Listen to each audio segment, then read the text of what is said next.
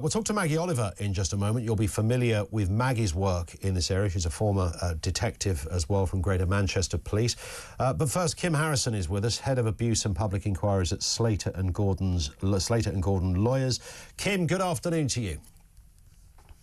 Good afternoon and Happy New Year. Happy New Year as well.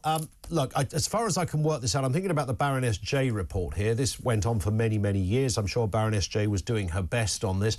But that was a wider brief, right? That was about many institutions and all sorts of areas connected to sexual exploitation of children and abuse of children. What we're talking about here now is far more specific. Grooming gangs, rape gangs, whatever term somebody feels is right. It's that specific area that there is now a re-emerging feeling that justice simply hasn't been done. Do you share that? Yes, I do. Justice certainly hasn't been done. I think there are a number of things that could be done quite quickly to start to make things better. But I think there's a huge amount to do. I represented, along with my colleague, over 100 victims and survivors in the National Child Abuse Inquiry. You're right, one of those modules related to child sexual exploitation, and Maggie Oliver was involved in that module as well. I represented the only victim and survivor in that module. Maggie was obviously representing her charity and the work that she'd done as a whole, but there was only one victim and survivor in that part of the inquiry module, which I thought was crazy because there's obviously huge numbers of victims and survivors in the country. So the inquiry itself, I think, was flawed. But the recommendations that came out of that inquiry, both the interim report in February 22 into child sexual exploitation and the final report in October 2022, does have some recommendations that, if the government got on and implemented, would make children safer in the here and now, but also would provide redress to victims and survivors. And that's what we need to do. We need to implement the recommendations that have been made. When did you sort of start to hear about this? When did you hear from victims who were approaching you and your office to look for some kind of representation? They'd looked everywhere. The places you'd think you might get some kind of justice, certainly initially, would be the police. It might well be social services, other authority figures. Wherever these young girls seemed to turn, there was not only a closed door, but they were pretty much told to shut up and not make a fuss. And then that was echoed by institution after institution. When was your first? When was that moment when a penny dropped and you thought, hang on a second, something rather serious and bigger than we're told is going on here? I think that's been apparent for many, many years. I've been dealing with this sort of work for about 2 decades. Other colleagues in my office for even longer. We started, not myself, but my colleague, dealing with the North Wales Child Abuse Inquiry, which was child abuse on a huge scale in North Wales children's homes, and that was many decades ago.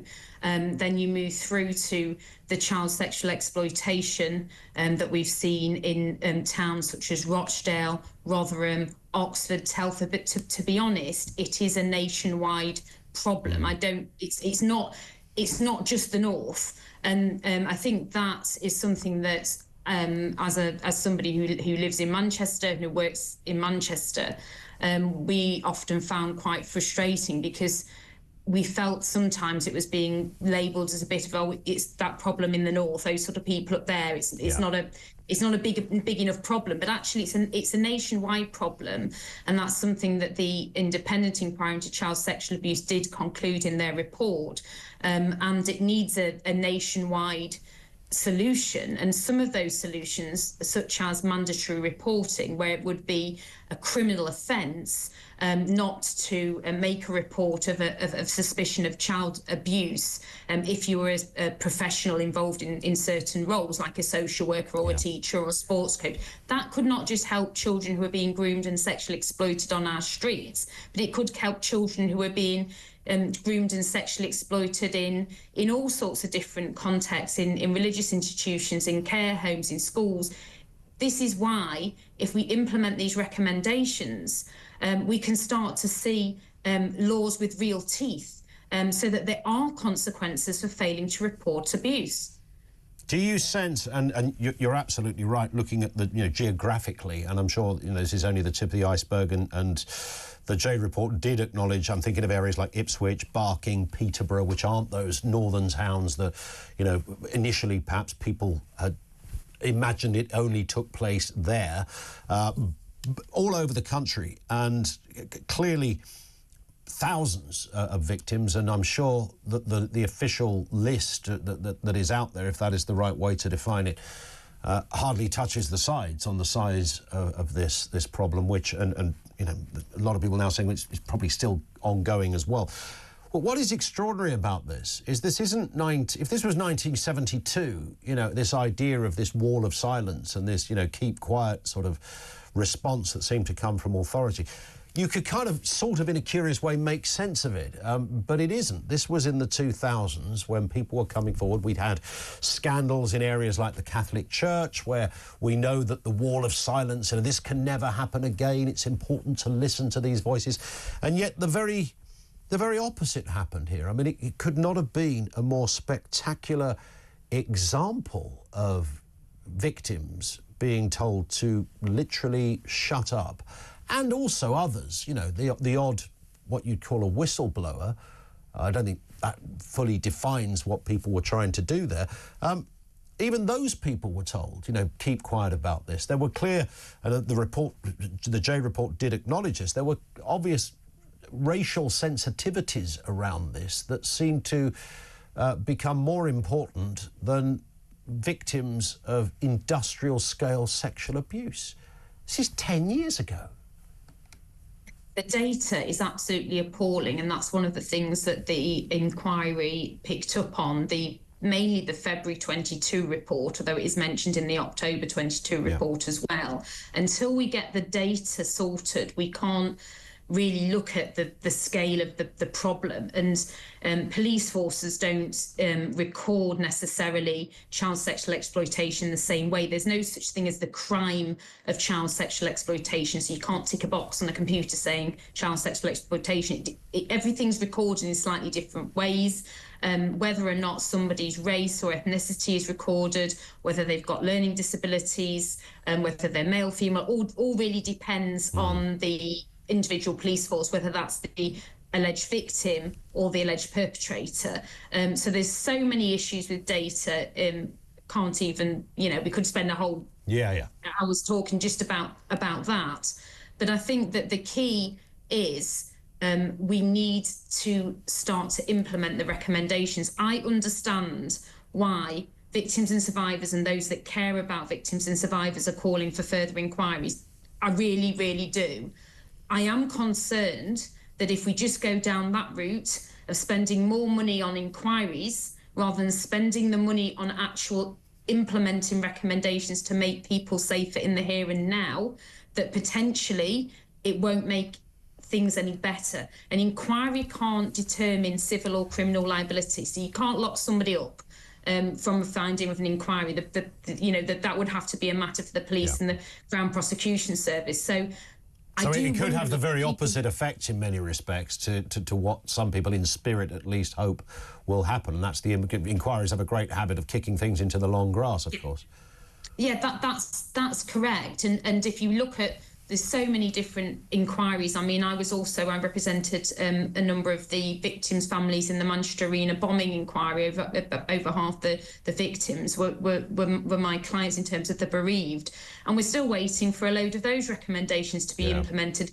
Don't get me wrong, a public inquiry can be a huge tool for accountability and justice, but we've now got a lot of them lined up on the shelf, and none of the recommendations are being implemented. And that's what I want to see now. Sort of less talk and more action, really. Kim, very thorough stuff. Thank you for your time. Really appreciate it. Kim Harrison, Head of Abuse and Public Inquiries at Slater and Gordon Lawyers. Let's speak with Maggie Oliver. Former Detective Constable, Greater Manchester Police, also spoke out on the Rochdale grooming gang case as well, and founder, of course, of the Maggie Oliver Foundation. Afternoon to you, Maggie. Interesting what Kim was just saying. An inquiry, certainly on the face of it, does sound like, of course, we need an inquiry. We've had a 7-year inquiry with Baroness J. What Kim was asking for there was action. Yeah, hi, Ian. I heard the last bit of your interview with the lawyer from Slater and Gordon, and I know Richard Scorer quite well. Anybody who follows this issue will know that this has consumed 20 years of my life. And if I had £1 for every time I'd spoken to a public official, I would be a millionaire. And they talk the talk and they say the right things, and then absolutely nothing happens. You know, I've been involved in the Rochdale review, the Augusta Manchester review, a little bit in the Oldham review that was put together by Andy Burnham. Absolutely nothing has happened from them. The National Abuse Inquiry, and I was a non-institutional core participant alongside several others from Parents Against Child Exploitation, Centre for Women's Justice, many others. It was a complete and utter corrupt investigation. The organised networks strand, in inverted commas, was meant to look at grooming gangs. It was given 2 weeks. 95% of the time that it was given was spent allowing chief constables and heads of social services come into that in inverted commas, independent inquiry and spout off nonsense about how things were better.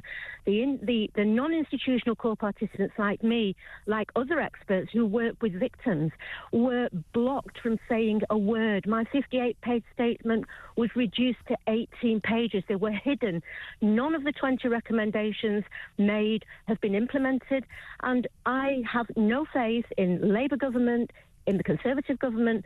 I think we need a completely outside body. And I've seen, obviously, everything about Elon Musk, but I don't trust the officials in our country to want to get to the truth. If they wanted to get to the truth, there are many, many experts, there are many survivors who have lived and breathed this horror story, this corruption, for years. And before I let you get a word in, Ian, the other thing I would say is that the official findings of the Augusta Manchester review in 2020 was that Greater Manchester Police, the Chief Constable and the Gold Command Group deliberately closed down that investigation with 100 paedophiles that I worked on that case on a database.